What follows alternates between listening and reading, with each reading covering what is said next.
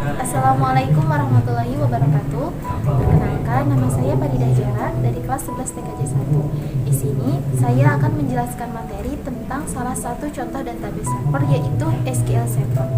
Untuk lebih jelasnya, mari kita simak video ini sampai selesai. Selamat menyaksikan. Langsung saja, pada kesempatan kali ini kita akan membahas mengenai SQL Server. Sebenarnya apa itu SQL Server? SQL Server adalah salah satu relational database management system buatan Microsoft yang difokuskan untuk melakukan manajemen transaksi data client server. SQL Server menggunakan struktur query language atau SQL sebagai bahasa utama mengoperasikan database. SQL Server sendiri sangat jarang digunakan, hal itu karena ia hanya mendukung sistem operasi Windows saja, serta hanya dapat mendukung satu bahasa dominan, yaitu .NET.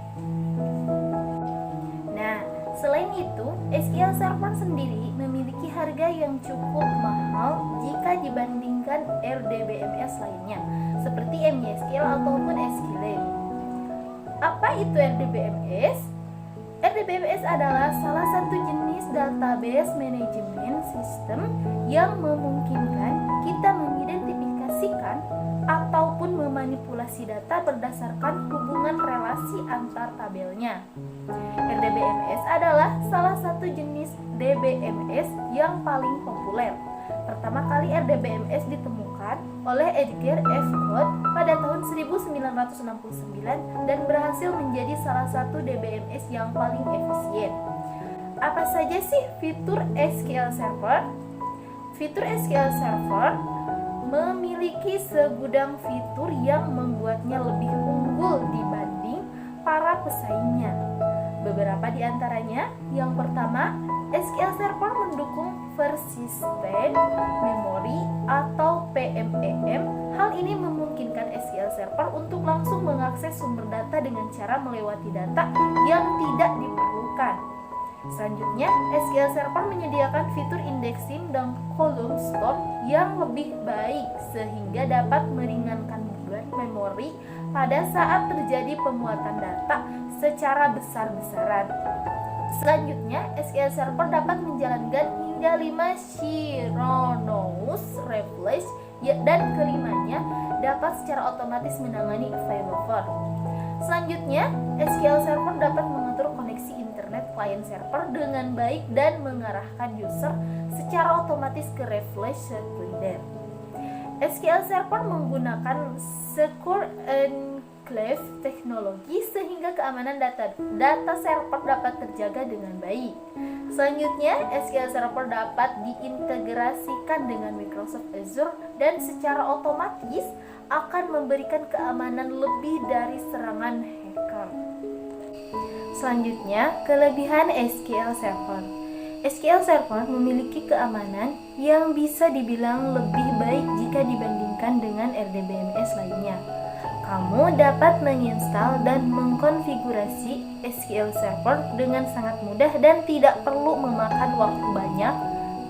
Selanjutnya, SQL Server memiliki beberapa fitur untuk mengoptimalkan penyimpanan data sehingga data yang disimpan secara otomatis akan disesuaikan tempatnya agar mudah diakses di kemudian hari.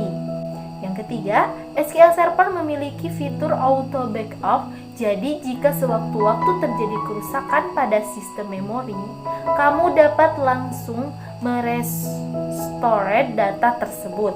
Selanjutnya, kelemahan SQL Server. Yang pertama, SQL Server memiliki harga yang cukup mahal dan tidak memiliki versi gratis. Jadi, jika Anda ingin mencoba menggunakannya, Anda harus mengeluarkan kocek yang cukup dalam. Selanjutnya, SQL Server berfokus pada penggunaan bahasa pemrograman .NET sehingga jika Anda menggunakan SQL Server untuk bahasa lainnya, siap-siap menghadapi kesulitan.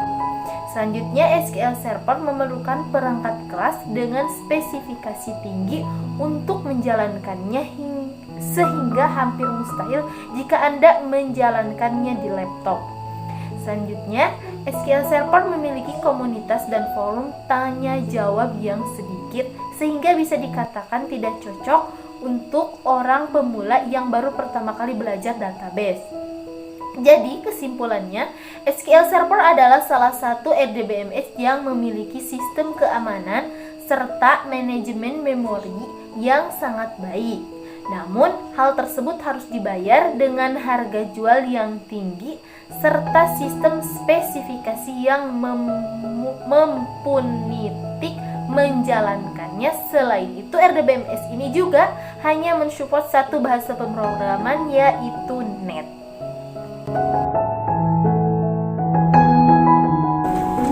Sekian dari saya, mohon maaf atas segala kekurangannya. Terima kasih. Wassalamualaikum warahmatullahi wabarakatuh.